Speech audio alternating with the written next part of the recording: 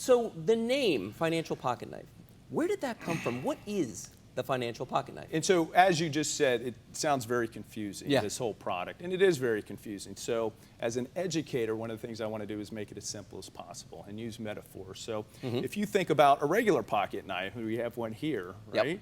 This is all kinds of, or has all kinds of different tools. Impressive. That are, yeah, this is a great one, isn't Yeah. it? Yeah. So we have all kinds of tools in here Yes. that help us with individual things. And what we do is we put this into one tool and it becomes a super tool. And so the metaphor for this financially is the idea that Index Universal Life Insurance has all of these tools that help us with financial things. Right. Not just life insurance, but help us with different parts of our financial world. And we put them into one financial super tool. And so it's just a real easy way to relate to people exactly what it is and what it does. It's funny though, because when I hear the term life insurance, my brain just starts to wander. It starts to go somewhere else. Yeah, it does, And how do you overcome that with people? How do you, get past that? Well, so there's one thing that people don't want to talk about life insurance because they don't want to think about their death. Sure. And there's one statistic that has held true since the beginning of time. I tell people is you have a 100% probability of dying.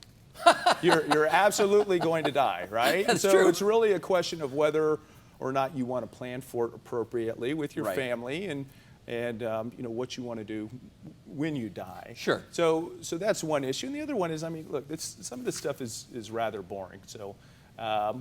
People don't often like to talk about this, but the unfortunate part is they don't find out about these great benefits that it has, and benefits that people like Walt Disney used to help build Disney World, or Ray Kroc to build McDonald's, or Jock Penny to build J.C. Penney's. Life insurance. Life insurance, a very valuable tool to help people. Yes. I never knew that, and that's interesting to me. The fact that I've never heard before this conversation, before I actually started reading your book, I'd never heard of indexed life insurance before, Index Universal Life. See, I can't even pronounce it. Exactly. You know what I mean? Yeah. Why is it that I would never have heard it? Is there some reason why people don't want you to know about it? I think there's a lot of reasons. And by the way, you're not alone. You're not by yourself. I was just speaking with a lady who's a CPA a couple of weeks ago, and I always ask professionals if they've heard about this. And so she had mentioned that she has done 75,000 tax returns over the history of her career. Wow. And she didn't understand all of these benefits of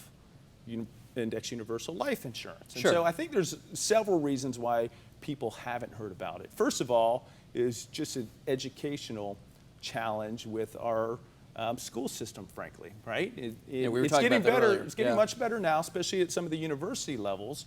But you take all of these classes in school, and you mentioned, I have a few degrees, and all the school that I went through, at the time that I went through there, no one ever taught me about mortgages. No one ever taught me about life insurance. No one taught me about all these things that we need to know about just to live every day.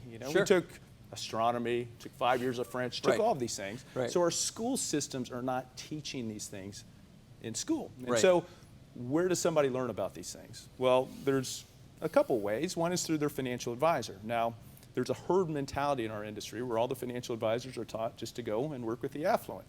And that's why the affluent know about this, and there's great statistics on how many people in that market actually own this type of product.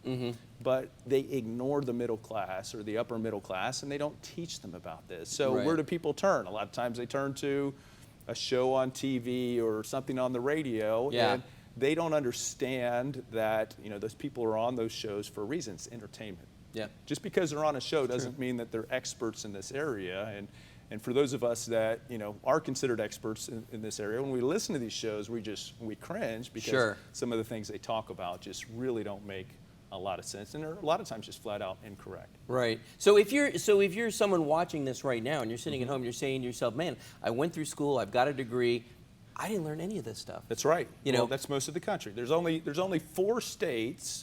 Or the last time I looked at the statistic that required any type of financial education to graduate from high school. No kidding.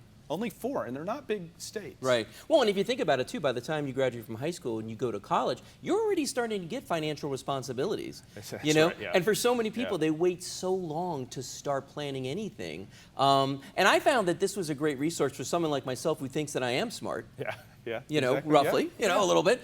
And I was learning a lot from it. And it was the kind of thing that I think some people might be embarrassed to ask about. Yeah. You know what I mean? But this is a very accessible way to get it.